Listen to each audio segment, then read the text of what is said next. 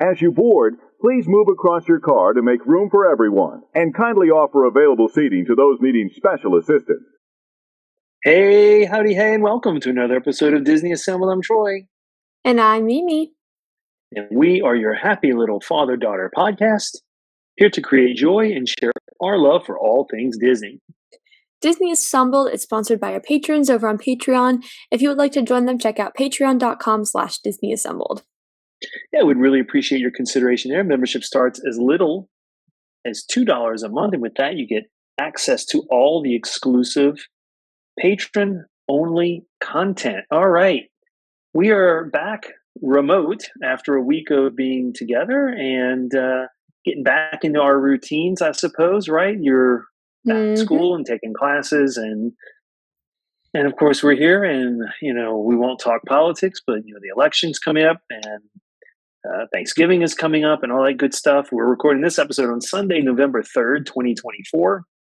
Hopefully we'll be able to edit this and get it out in the next day or two, right? It shouldn't take you that long because I know you do all the editing and get that back to us. But yeah, I thought it'd be a fun episode. I know you had an idea for a topic, and we'll get into that. But is there anything going on you just want to say hi about or give people an update on? It may not be, but anything? I voted in my first presidential election. I think I said that last week too, and that was pretty fun. Actually, that's kind of all that's going on with me. Halloween happened. That was fun. I am excited to come home for Thanksgiving. I've got to say, I am feeling very ready for a break. I know we didn't do a lot this year during the spooky season that was related to the spooky topics. I know in the past we've done episodes, we've done some really good episodes. So if you're listening and just found us recently, you should go back to the archives in those October episodes, because one of our more popular episodes ever was when we talked about our favorite Disney villains. I think that's maybe our second most popular episode that we've ever done. And one episode I know we did a long time ago that maybe we need to revisit at some point, that I was really, really proud of, was the Upside Down Disneyland episode. Remember we did the Upside Down world, sort of the opposite of the different worlds, and that was a lot of fun, that episode. So if you're just finding Disney Assembled recently, if you're just finding us recently and you were looking for some more spooky season stuff, I know it's over with. I guess we're in the Christmas season now. It's November, but in the past we've done some very specific, Halloween season episodes. So go back to the archives and listen. So I might go back and listen to them again because those were lots of fun to do. They were super fun. But yeah, Thanksgiving is coming up. You'll be home for that for a little while. We'll be able to record in studio together, right? And then the Christmas season, and no one knows what's happening then yet, because in typical Disney Assembled family fashion, if we decide to do something, it'll be last minute. It will be very last minute. Correct. Yeah. It's all good. Yeah. Do you want to tell everybody? You found an article. But before we get into that, I do want to say something else. I want to say thank you to everyone who's been listening to the last 4 episodes. We just did a 4-part series on the reasons why each of the Disney World parks is the best park. And I think the response to those episodes has been very, very good. And so I want to stop for a moment to thank everyone who has been listening to the show and has enjoyed that series. I know we got some good feedback from some of our listeners on it. So thank you. I thought that was a really good series. What did you think about that series? I really enjoyed doing that series. I thought it was a lot of fun, and I liked being able to defend each park in its own right and talk about how they're different. And because I think the fact that they're different is what makes them all so special. And I don't know. I like park discourse. I really, really like park discourse. I like ride attractions and park history. That's really where my niche is, I think. And that kind of goes a little bit into today's episode. I'm assuming that you had a segue planned, but this is my own segue.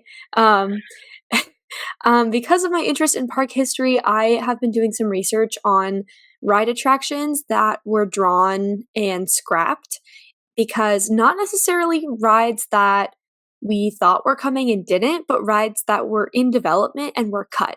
And I was specifically looking for information about Disneyland Paris, and in my doing so, I found this article from WaltDisneyWorldNet.com. I think it's Walt Disney World Net. Walt Disney World News Today, from 2020, and it's actually part one of what I'm assuming is either a 2 or 3 part series of 64 never built theme park attractions with their concept art and descriptions. And I just thought that today we would go through some of them, maybe talk about where they might fit in the park today, if we thought they would have been successful, if we thought that they might even have lasted 50 years. Not many attractions have lasted all 50 years. Just thoughts, opinions about rides that were cut and scrapped. I just think that to me is really interesting. Great. That sounds like a good episode. I don't know what you have to come. You've put this together, so I'm interested to hear what some of these scrapped rides that never made their way to the park are. Yeah, sounds like a good episode. Something our listeners who are out there, keeping up with us, maybe they can chime in, with their own opinions on some of these things at the end of the episode. So good stuff there. I did, there was something I wanted to mention about the last 4 weeks, and I know what it is. It's a question. So I have a question. After doing the 4 weeks that we just did, have you changed your opinion about any of the 4 parks as a result of having to defend each of them? No, I think I'm still sitting with Hollywood Studios at the top. Yeah. I vacillate between Magic Kingdom and Epcot being my number 2, but that has always been like that. So, no, I don't necessarily think my opinion has changed. What about you? No, I think I always change who my number 1 is. I mean, there are times where I think Hollywood Studios is my favorite, and then there are times where I think Epcot's my favorite, and there are times where I think my Magic Kingdom. The one is I never, and again, I don't ever have Animal Kingdom number 1 on my list, but it doesn't mean that I don't enjoy Animal Kingdom, and I keep defending. No, yeah. I keep having this sort of clause in there, like, yes, I like Animal Kingdom. We don't dislike Animal Kingdom, and it's really not our number 1 park. So, but I kind of go. I'd have to say, in recent memory, my recent trips, I've had more fun at Hollywood Studios than the other parks, but Epcot is real close. And Magic Kingdom are real close to each other. So I'm kind of like you, I think, in the same sense. But no, I didn't change I think maybe I appreciate Animal Kingdom a little bit better, having had to defend it, but it didn't move up to like my favorite park as a result. No, yeah, I was always able to point out things about Animal Kingdom that I liked. It's not that I don't like it. It's just that overall, it's lackluster. And I think that that's not an uncommon opinion. So yeah, that was super fun. And one thing we've been doodling around with is getting clips of the videos that we're creating as we're doing these video through StreamYard, and creating little fun AI-generated video clips. And we've been sharing them on our TikToks and our Instagram Reels and our Instagram Stories. So if you're not following us on Instagram and TikTok, you're missing out on some really cool and engaging social media content. At least I think it is. And the response has been pretty good there. So yeah, check out the videos and on the YouTube channel, because I'm sure at some point we'll get this episode on the YouTube channel as well. But yeah, there are things that have been scrapped that Disney has not brought to the parks, and we're going to discuss whether we think we missed out on something really cool by not getting those things. But one thing that we never scrap, that it appears every time Disney Assembled gets together, and that is the Disney Dad Joke of the Week. So Mimi, are you ready for this week's Disney Dad Joke of the Week? Oh, heck yeah. Okay. Disney fans of all sorts, Disney ladies and gentlemen, and whatever Disney type fan you are, it is time for this week's Disney Dad Joke of the Week. Mimi, yes. Did you know that the Haunted Mansion, it is actually haunted by a chicken? There's actually a chicken that's one of the ghosts that haunt the Haunted Mansion. It's a poultrygeist, and in order to get rid of it, they had to have an exorcist come to help it find its way across the road. You had 3 chicken jokes in one. 3 chicken jokes in one, right? It's a poultrygeist, an exorcist. Yeah, no, I got it. Help it cross the road. That is this week's Disney Dad Joke of the Week.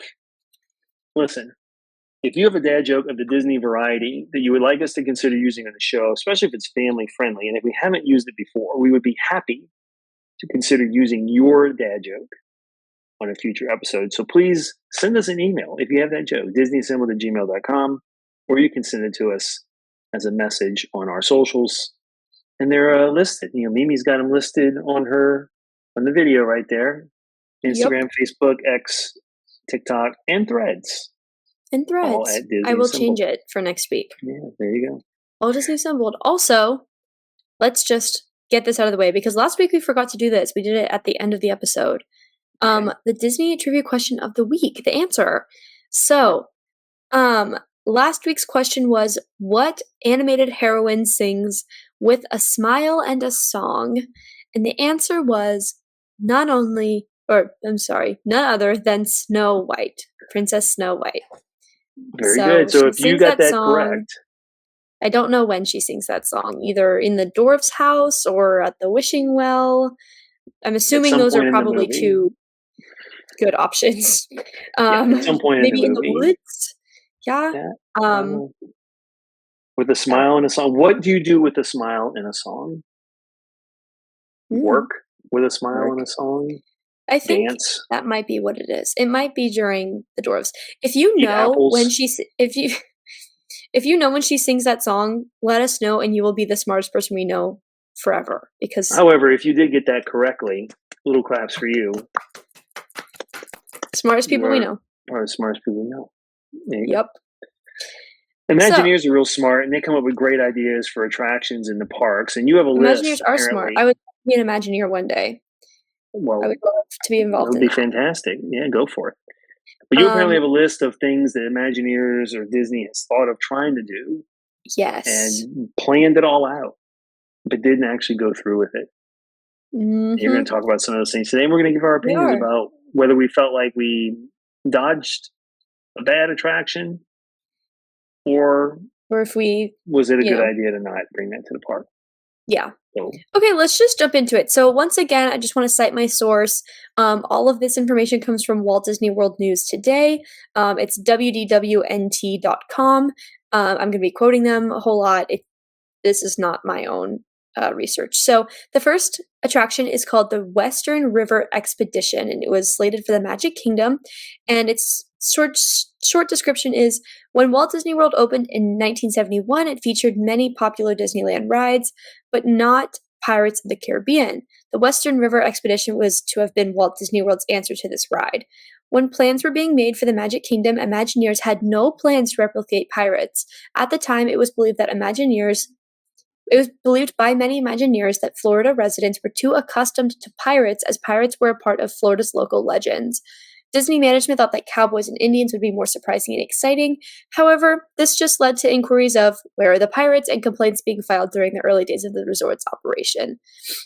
So the attraction started as a proposal of historical recreation of the Western expansion, with the idea of like the Mississippi River in St. Louis and that whole situation. Mark Davis designed the attraction and the characters, and the attraction was it was taken very well by Disney executives. It was to be located inside and outside and around an architectural feature in Frontierland known as Thunder Mesa Mountain, which we know became Big Thunder Mountain Railroad later down the line. And the idea would have been that you glided up a waterfall and then you were explained you went through the prairie. So yeah, that's kind of what the attraction is. So it's kind of supposed to be like Pirates, but in a very Western expansion theme instead. So I got a couple thoughts. Number one, I'm glad they didn't do that. I'm glad they decided to go with Pirates. Mm-hmm. Because I don't see how that would have fit into Adventureland very easily. That would have had to have gone into more like a Frontierland attraction, I think. Right. So I'm glad Pirates ended up being what they brought. So but what it does bring to my mind is they could have done a rapids ride, kind of like the Kilimanjaro not the Kilimanjaro Safari, is what is it, the safari, what is it, the rapids ride in Animal Kingdom called? I can't remember. The I don't Kilimanjaro know, whatever. River. But they also have Wait, the Grizzly the River River Rapids Rapids. in California Adventure, right? So a river rapids ride, right? I wish they would have done that in Frontierland. You could have done that because there's actual river rapid rides in the West, right? Mhm. So I wish they would have done that anyway, like a rapids Yeah. ride. Yeah. But my thoughts are, I'm glad they didn't do that. I'm glad they did Pirates instead. No, as I'm reading more of it, it ends with a big waterfall drop. So it starts like you go up the waterfall and then you go through this peaceful ride in the wilderness, and then there's a big drop at the end. And so it's basically the Splash Mountain, or I guess the Tiana's Bayou Adventure track with a Big Thunder Mountain theme with the storytelling of pirates. And I think I am happy that instead of one attraction with all of these elements, we got 3 attractions from this one idea. I don't think it would have been particularly interesting in Adventureland or in Frontierland. I don't know. I think Big Thunder Mountain Railroad is a much better way to tell that story. Right. No, I than agree this. with you. Yeah. So instead of that ride, we got Pirates, we got Thunder Mountain, Right. So we got eventually Splash Mountain, eventually Splash Mountain with the same waterfall drop idea, right? I Tiana's, mean, yeah. Tiana's, right? But it was Splash Mountain originally when it was built, and I just think that those things would not have existed if this had been built. Does that make Right. sense? No, I agree with you. So So did we good skip, decision to not bring pass it? on that one. Yeah, Yeah, good pass on that one. decision. Yeah, good. So the next, I guess, abandoned attraction is called Atlantis Expedition for Disneyland Park. It says, quote, the ride would have been a retheming of the submarine voyage, which had closed in 1998 based on the movie Atlantis, The Lost Empire. It would have also replaced the Autopia. Guests would have been able to use a mechanical arm that extended out into the water from their submarine window to grab gold coins and gems lining the sea floor. Atlantis, The Lost Empire bombed at the box office and the idea was scrapped. Eventually, the ride was reopened in 2007 as the Finding Nemo submarine voyage.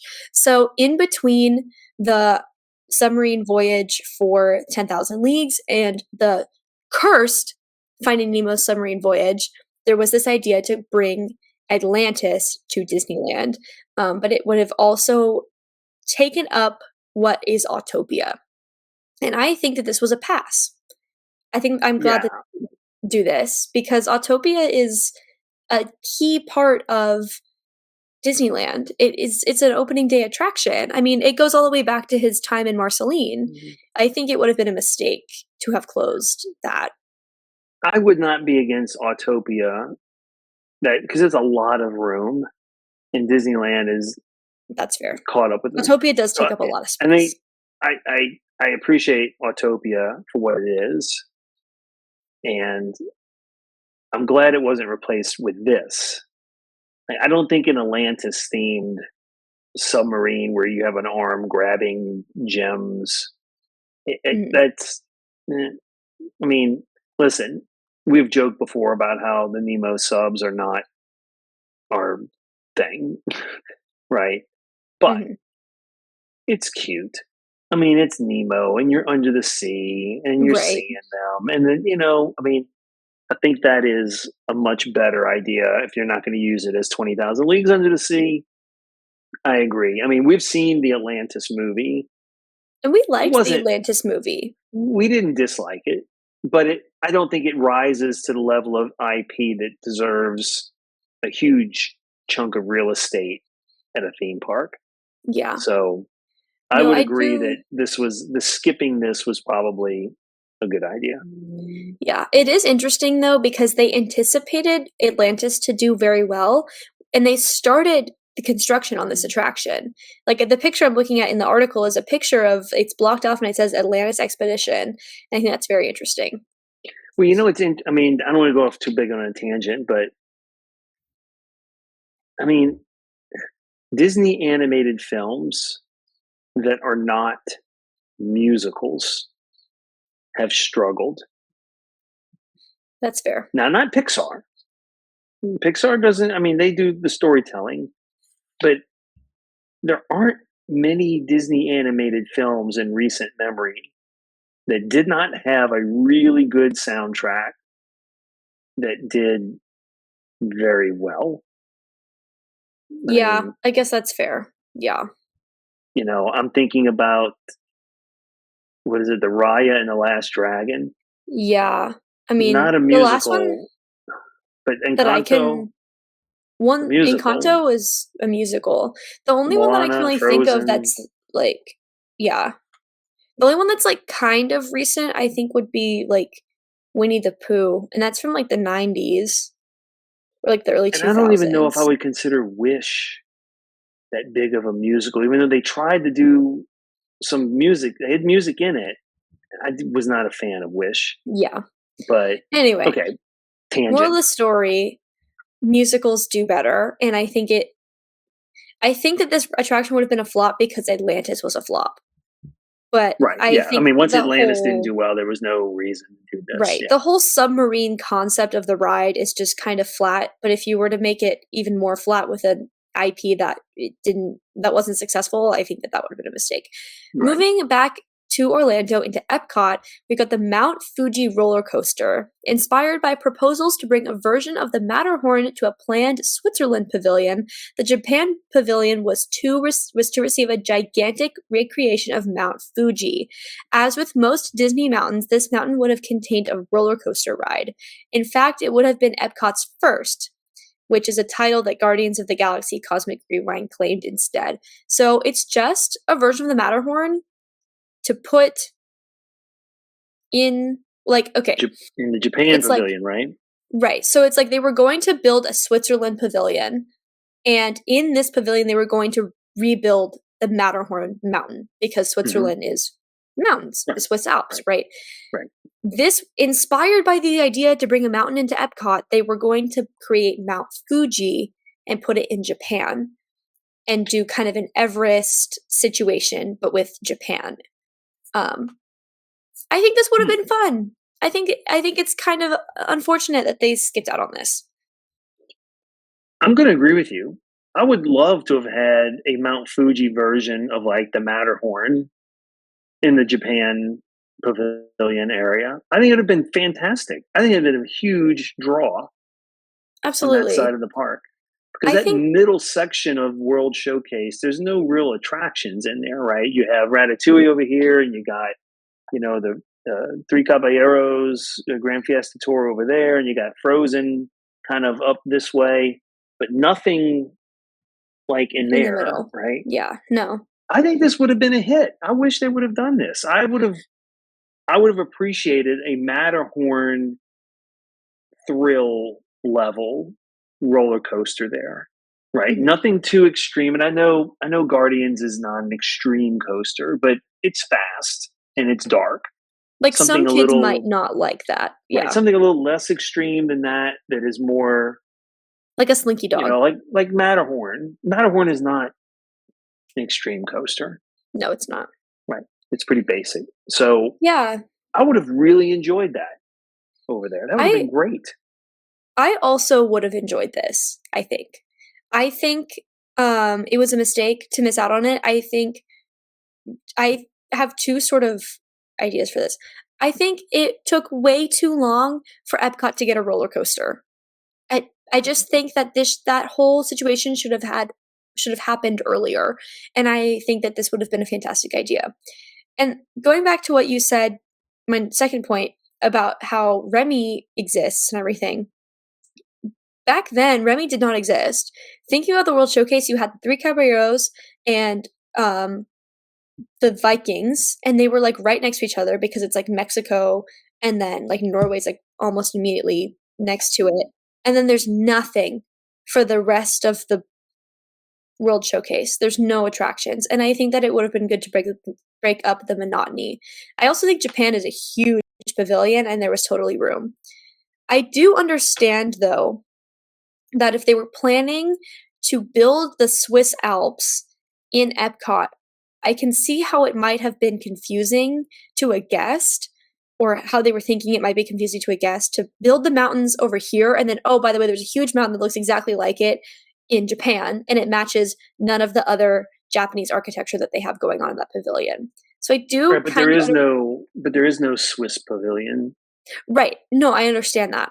But I think these ideas were kind of going like hand in I hand, you know see. what I'm saying? Yeah, yeah. And I think that it was scrapped. I don't know why it was scrapped. It might have been anything, but I think from an aesthetic point of view, I can understand why they didn't do it. I think a giant mountain would not have fit in with what they had already built for Japan. However, I think the ride concept was strong enough to have built it anyway, and I am sad that it doesn't exist.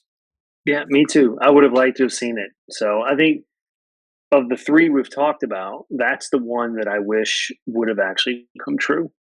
Yeah, absolutely.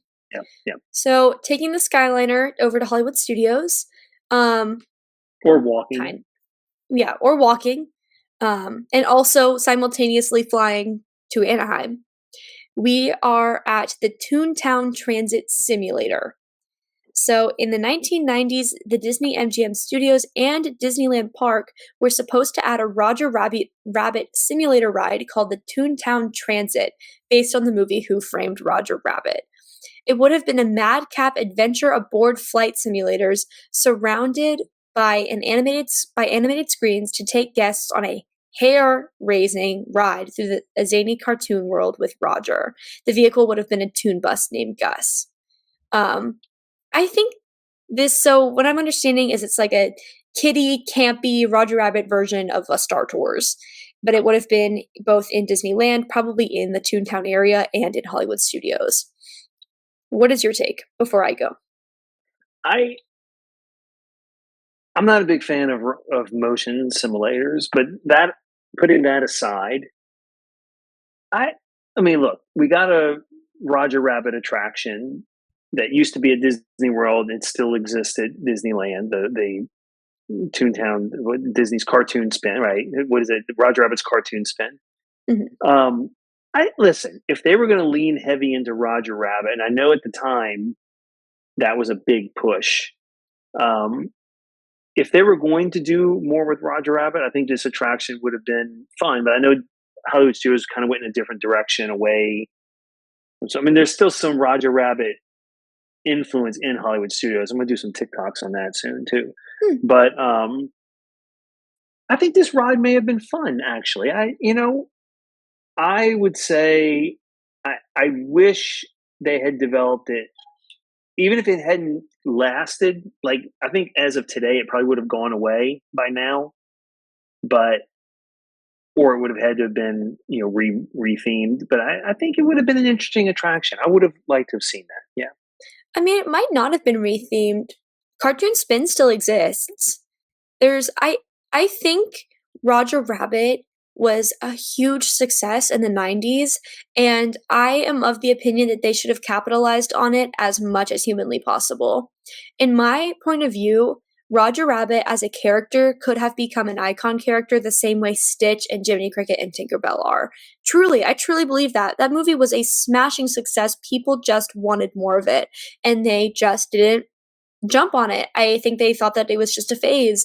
And to I think me, there was some fighting between the that too, right? there was some political, not political in the sense of politics, But like there was between some Sony backroom and arguing, and Universal, and there yeah, was all because there kinds was like of Looney Tunes in it too, yeah. But I think that this attraction would have captured the essence of Roger Rabbit better than the cartoon spin. But I think this attraction would have been potentially less accessible for young kids because those simulator rides, um, distracted me. The simulator rides can be bumpy and like not everyone likes them, but I think simulator rides, because they're bumpy and because they're kind of goofy and campy, I just think that it would have captured the essence of that sure. IP a little bit better. I think it would have been a success. I think it would have fit in when you think about Hollywood Studios in the 90s. I think it would have fit very well in with the theme. I think that there's even a chance that it might still exist today, should it have been in Hollywood Studios. And then if it was in Toontown and Disneyland, Roger Rabbit is already there. So, Right. Well, we have 2 and 2, right? We have 2 that we thought we were glad they didn't come to the park, and we've had 2 we were kind of like, I wish they would have come to the park. We have right. one more. Let's do one more. We have time for one Let's more. do one Maybe more. this will be the tiebreaker. Yeah. Okay, this one's kind of has a lot of lore to it. And I'm going to say it, and you're going to know what I'm talking about. the Fantasia Gardens to be built at Disney's Animal Kingdom. So the Fantasia Gardens boat ride would have been a musical jaunt inspired by the Disney film Fantasia, located inside the infamous unbuilt land at Disney's Animal Kingdom, Beastly Kingdom. So there's a lot to unpack in that alone. The idea of a Fantasia-based boat ride goes back to the 60s at Disneyland, but was then discussed as a replacement for Magic Kingdom's swan boats in the 80s. Claude Coates had considered a walkthrough version of the Fantasia Gardens ride, but this idea was adapted when they were looking to replace the swan boats after they closed in 1983. So Beastly Kingdom is a land inside Animal Kingdom that was supposed to be about beasts and mythical creatures. There's a whole bunch of other things going on with that.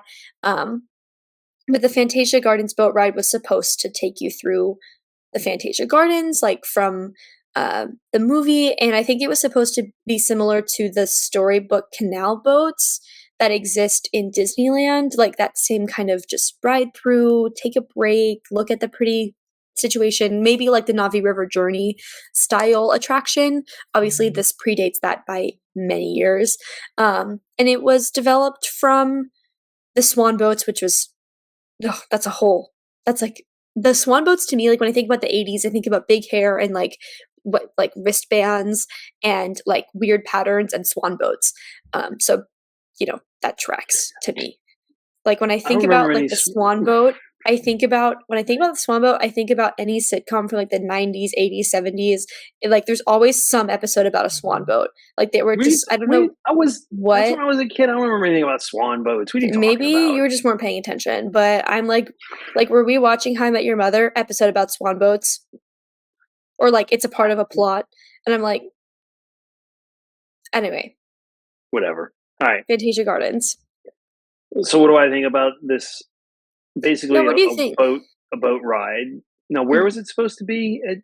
Where in the park? It was supposed to be in Beastly Kingdom, which was a land inside Animal Kingdom.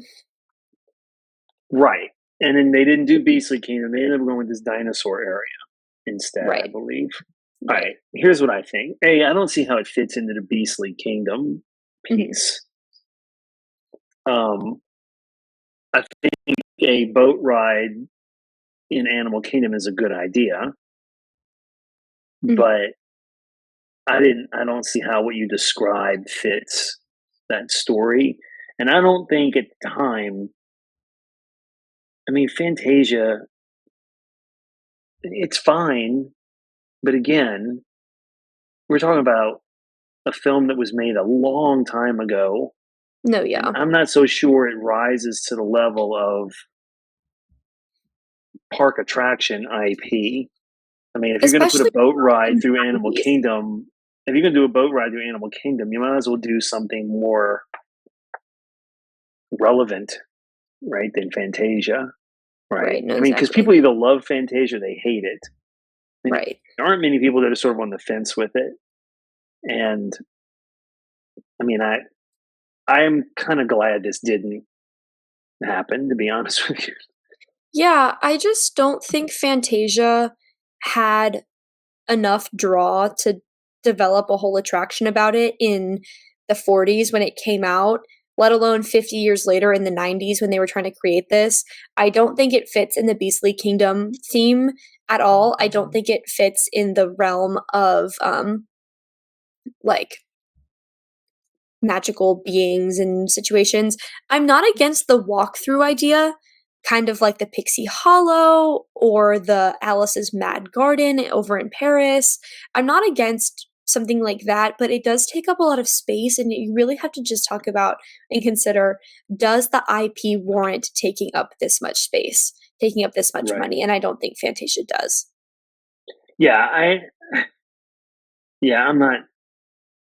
I'm not feeling this particular attraction. Yeah, I'm kind of glad it didn't. Fantasia, though, Fantasia Garden it's great for mini golf, apparently, because that is the mini golf over there, like the Fantasia Gardens miniature golf. So it's good enough for miniature golf, and you can walk around and see different scenes from Fantasia. As you get frustrated over playing mini golf. But Yeah, So I is the don't mini see golf it as an experience. attraction. So Yeah. good stuff. So if you guys want to continue reading the article, again, it is Walt Disney World News Today, concept art and descriptions of 64 never-built Disney theme park attractions. It was posted on March 11th, 2020. What a scary date, right? That was like 2 days before the whole world shut down for COVID. That's actually crazy. Anyway, go check it out. We might do a second part to this episode. We don't know. But there's that. Also, this week's Disney trivia question is, what dish is Tiana famous for in Princess and the Frog? So if you guys have an answer to that question, you want to look at some more attractions, you have any thoughts on the attractions we talked about today, please send us an email, disneyassembled@gmail.com, or you can send us a message on Instagram, Facebook, Twitter, TikTok, Threads, all at Disney Assembled. Please reach out. We would love to hear from you guys. Yeah, we would. Thank you very much for listening. Hey, and we have a YouTube channel. It's at Disney Assembled on YouTube. It is, we've gained a few subscribers over there. So if you haven't subscribed yet to the YouTube channel, please do so. We've been trying to get more of these episodes out on YouTube.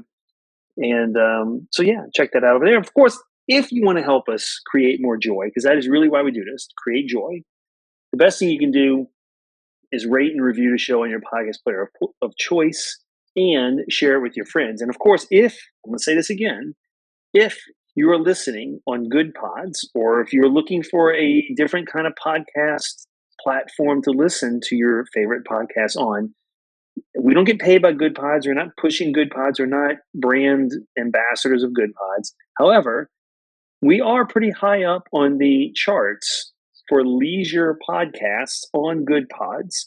So if you're listening on Good Pods, please remember to endorse the show in whatever way you can. Write a comment, give it the thumbs up, whatever it is you can do over there to help us out would be greatly appreciated. I want to get on. I want to be able to log in one day and click that chart and see what will be number one. So help us out if you can. If you're listening on Good Pods, we really appreciate it. There's a lot of other great podcasts on Good Pods, many of them that we've endorsed. So if you're looking for a podcast player other than Spotify or Apple Podcasts, which are great, if you're listening on those, fantastic. Rate and review, we'd appreciate it. But if you're looking for something different, Good Pods is there, as well as many other platforms. So make sure to check us out. All right. Heck Virtual yeah. high five. Virtual high five. Very good. Good show. Congratulations. Yeah. This was fun. Back in the studio. It was fun. Good topic. Thanks for doing that work, too. I knew it was hard for you to do that research and get that stuff out. I appreciate it. All right. Ladies and gentlemen, Disney fans of all sorts, we hope this episode brought a smile to your face, some extra magic to your day, and that very important sprinkle of pixie dust to your week. Thank you so much for listening. And until next time, see you real soon. Please collect your belongings, watch your head and step, and take small children by the hand.